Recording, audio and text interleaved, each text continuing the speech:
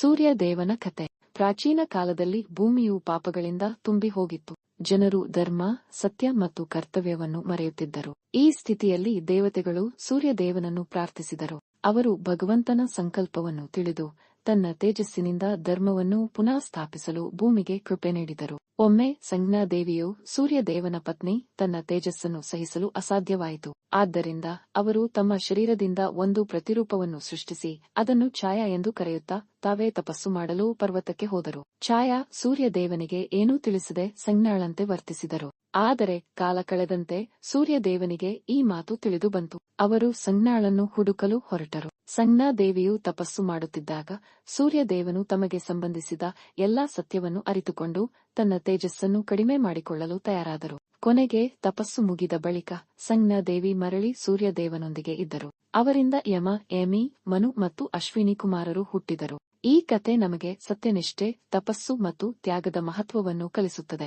ಧರ್ಮವನ್ನು ಅನುಸರಿಸುವುದರಿಂದ ಪ್ರಪಂಚವು ಸಮತೋಲನದಲ್ಲಿರುತ್ತದೆ ಎಂಬುದನ್ನು ಇದು ಸಾರುತ್ತದೆ.